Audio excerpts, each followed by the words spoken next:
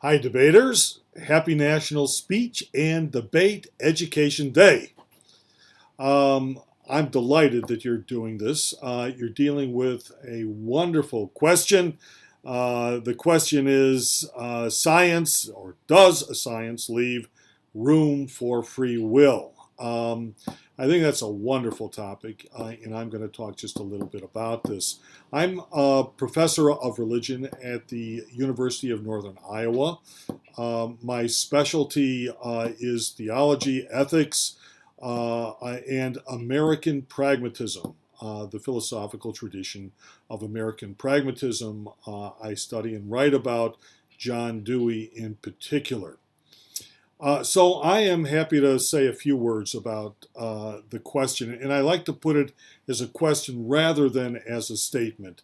The question is, does science leave room for, I think I was told free will rather than goodwill? Does science leave room for free will? And my answer to that question would be no. And, well, maybe. So let me give you a little historical background. With the rise of modern science in the 16th and 17th century, scientists came to view nature in a particular way, with a particular model. The model that they used was the machine. How are we to understand nature? The answer was as a machine. And that meant that scientists looked at nature as a set of levers and pumps, and in terms of speed, velocity, and pressure, and that sort of thing. And what that meant is that they needed to interpret it with respect to mechanistic principles, in the same way that you would understand a machine, whether that be a clock or a watch, or, to use a little more modern metaphor, maybe a beautiful humming BMW. The philosopher that really articulated this is a guy called Rene Descartes, a French philosopher in the early part of the 17th century. Descartes was fascinated with science, and so he developed his philosophy in a way that would help folks understand science and the role of science. But he made a very important distinction, and the distinction was between the mind and the body. The body, of course, is part of nature, and his claim was that the body, and really all of nature, is to be understood like a machine. And he put it like this: matter in motion. That nature, including the body, is simply matter in motion. Give me matter in motion, he said, and I will give you a world. I can create a universe out of just that. Now, if nature, including the body, is like a machine, then there really is no room for freedom. Think about a humming BMW. Can a BMW do anything other than what was designed as part of that machine?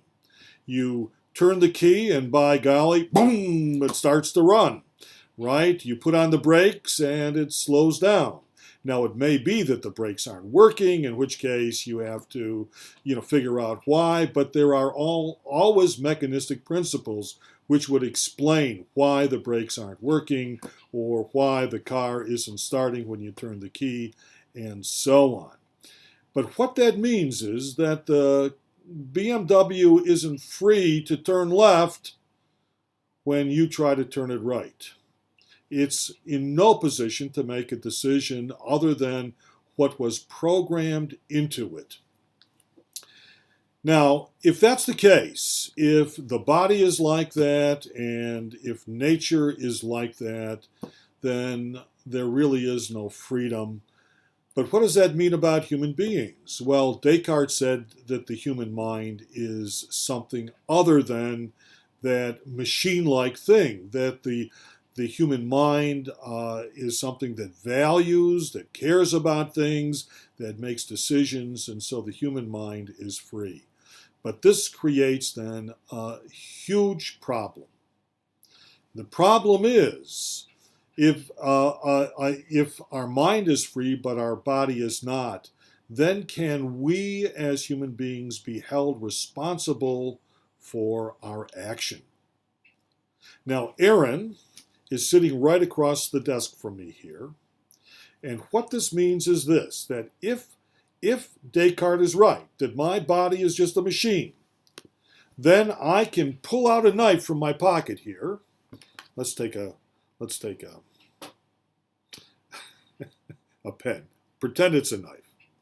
And I reach across the desk here and stab Erin, and she dies. Nobody can hold me responsible. And that makes no sense today, because we do hold each other responsible. Now, if that's the case, then we need to explain how there might be freedom in the body. And if there is freedom in the body, then maybe scientists have it wrong, that nature is not just like a machine, that it might in fact be another kind of thing.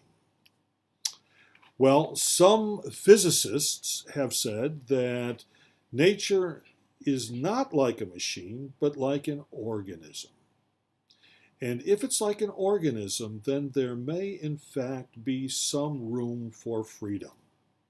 How that's the case is a very difficult question to answer, and I will leave it up to you to try to think about that.